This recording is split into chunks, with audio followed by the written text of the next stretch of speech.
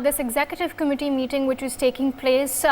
What for you, what in your analysis rather will be the highlights of this particular meeting? Having you on your show, when you look at this meeting and when you look at the PC of Nirmala ji, a lot of things have come up. First is the Atmanirbhar Bharat. Then she has also talked about, Jan Aushadhi. She has talked about the digital India.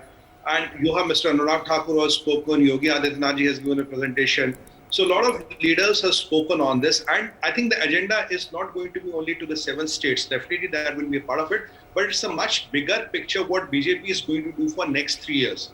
Before 2024, what is the roadmap? Because you see, last 1.5 years, unfortunately, we have been caught in this Chinese virus of the COVID, wherein all our energy, all our focus has been diverted to that. Now we are kind of over it. Now, what is the roadmap going to be for next 3 years? What are the fundamental changes? What does all workers and karyakartas need to do? Because we have 2024 in mind, which is almost 3 years away. So the path has to be brought up. The speed has to be very rapid and it has to be very accelerated because we lost 1.5 years to COVID. So that is why when you see Nirmala ji's speech or the PC, she has focused on a variety of things, including slamming the opposition at the time COVID did not come. Yogi Adityanath ji bringing in a political resolution which was supported by the Tamil Nadu chief. So we are seeing all the Anurag Thakur ji speaking. We are seeing all these big prominent leaders going and talking.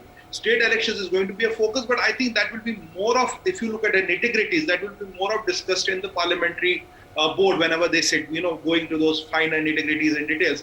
But here, when we especially now look at Prime Minister Modi coming and speaking, I think the idea is going to give a vision for next 3 years. What is the vision? What is the mission? And how all are going to contribute? That is what the Prime Minister does. He does not speak too much. And we cannot expect him to give out those details, those finer blueprints. What are they going to do? That's going to be an internal affair of the party. But definitely the vision and mission will be given. And being other politicians from Yogi to Mr. Yogi to anybody down the line, and even if you look up a very young, dynamic Tejasvi Surya, they will all get the message. What exactly do they need to do, and what are their respective roles going to be?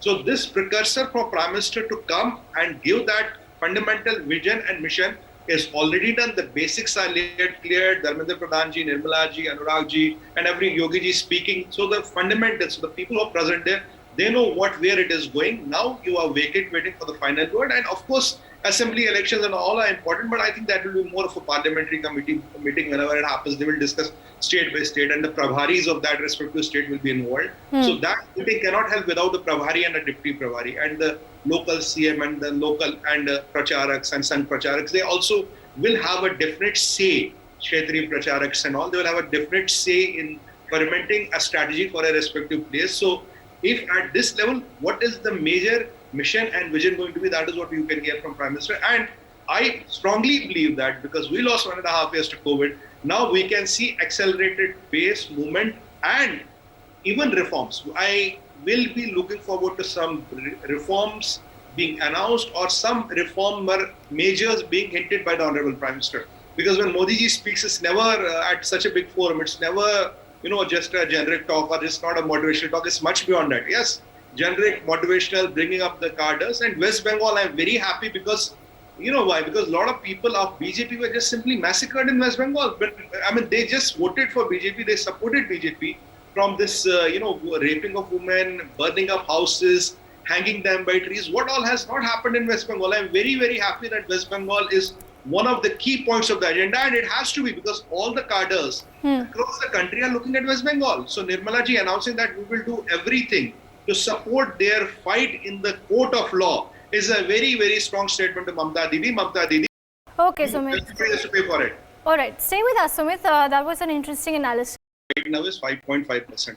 That is well within reasonable control. I'm giving you the exact data. This is not manufactured by me at my home. So somebody is saying कि भाई महंगा हो गया, दाल खरीदने के पैसे नहीं, चावल खरीदने के पैसे नहीं. That's all absurd. Secondly, reduction on the eve of Diwali of the petroleum and gas petroleum and diesel has cost 45,000 crores to the government. It's a gift to the people of India. BJP run states have further reduced their VAT and all passed their benefits around 10, 12 rupees on diesel, around 15 rupees on diesel and 10 rupees on petrol. That's another gift. Ramanji has given you the numbers. What are the exports? What is the buying? What are the number of ratings on cars? I have given you the inflation figure. IMF has projected. It's not me projecting. IMF has projected India will be the fastest growing economy. The growth rates are revised and given out. They are out in public. World Bank says so, IMF says so. You are seeing the buying happening, the number of cars sold, the jewelry sold, inflation numbers I've given you.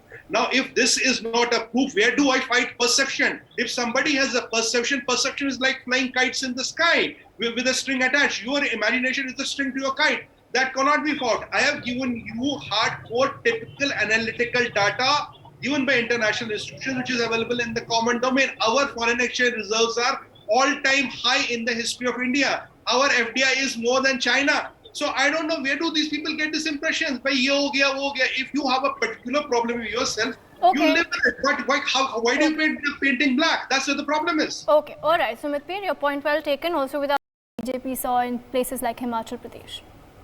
I think, the point here is why 2024 is important, ma'am, because we have lost 1.4 years to the Chinese virus. This is what the world and the nation needs to understand. A lot of things which could have been done, we are not being able to do because of the virus, because fighting that was a priority, and giving 110 crore vaccines is a record in the world, which nobody else has done. And the Honorable Prime Minister also committed recently at the G20 that we'll give 5 billion vaccines to the world community. This is again a big commitment to the world, which India has done.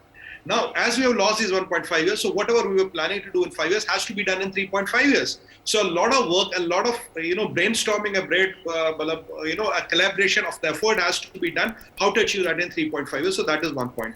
2022 UP elections, Yogi Adityanath ji is named as the Chief Minister in future. He is on the face on which the elections will be fought. So it's a done and dusted thing. If you look at any of the surveys, everybody is hinting at or talking about 300 plus seats. So UP is the gateway to India. BJP is very well placed within UP. They are going to make it, and Yogi ji's leadership, UP has done phenomenally well. Number 2 in ease of doing business, highest FDI, 5 highways, 2 international airports, development of Sri Ayodhya, Zevar Airport. If you look at the COVID management, even WHO, who is highly inclined to China, has praised the COVID management of UP.